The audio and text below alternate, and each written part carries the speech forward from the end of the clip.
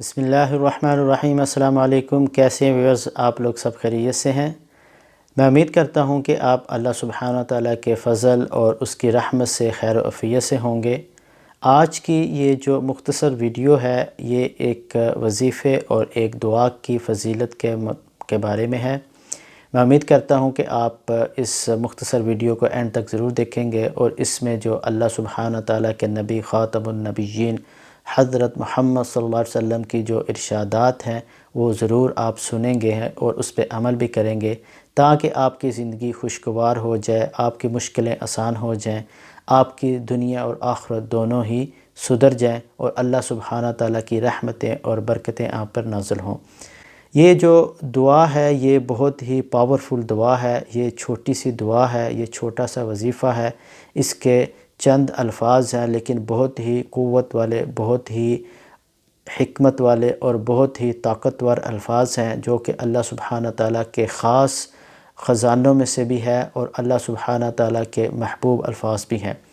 اور یہ ہم پہ بہت بڑی اللہ سبحانہ تعالیٰ کی رحمت ہے کہ اس نے ہمیں یہ طریقے بھی بتائے ہیں کہ اپنے نبی خاتم النبیین حضرت محمد صلی اللہ علیہ وسلم کے ذریعے ہم تک یہ معلومات بھی پہنچائی کہ ہم اس کو پڑھیں اور ان کو یاد کریں، ان پہ عمل کریں اور اس کی خوشنودی حاصل کریں۔ تو اس دعا کے بارے میں نبی پاک صلی اللہ علیہ وسلم نے یہ ہمیں ارشاد فرمایا ہے کہ آپ لوگ بھی ذکر و اذکار کیا کرو، اور اسپیشلی یہ جو چھوٹے چھوٹے اذکار ہیں یہ اللہ کی خوشنودی کے لیے بہت ضروری ہیں، ہمیں ان کو کرنا چاہیے، ان کو پڑھتے رہنا چاہیے اور اللہ سے تعلق قائم رکھنا چاہیے۔ کہ جو شخص یہ وظیفہ پڑھتا ہے تو نبی پاک صلی اللہ علیہ وسلم کے ایک حدیث کے مطابق یہ جو وظیفہ ہے یہ جنت کے خزانوں میں سے ایک خزانہ ہے۔ حضرت قیس بن سعد رضی اللہ عنہ بیان کرتے ہیں کہ ان کے والد گرامی نے ان کو رسول صلی اللہ علیہ وسلم کی خدمت کے لیے آپ کے پاس بھیجا۔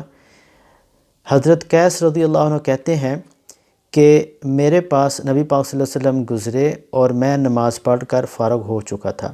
آپ نے مجھے اپنی ایڑی لگائی اور کہا، کیا میں جنت کے دروازوں میں سے ایک دروازے کے بارے میں نہ بتاؤں؟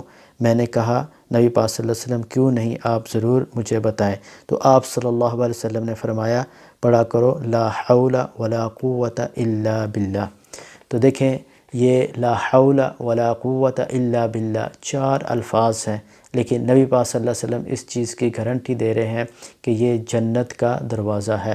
تو یقیناً اگر آپ جنت کے دروازے پہ پہنچ جائیں گے، دروازہ کھول لیں گے تو آپ دروازے کے ذریعے جنت میں بھی داخل ہو جائیں گے۔ تو یہ اس وظیفے کی فضیلت کے متعلق ایک مختصر حدیث تھی۔ تو آپ دعاؤں میں مجھے بھی یاد رکھیں اور یہ وظیفہ ضرور پڑھتا رہے کریں، یہ بہت برکت والا وظیفہ ہے اور اللہ سبحانہ تعالیٰ کی رحمتیں اور جو اس کی برکتیں ہیں وہ ہمیں ضرور سمیٹنی چاہیے۔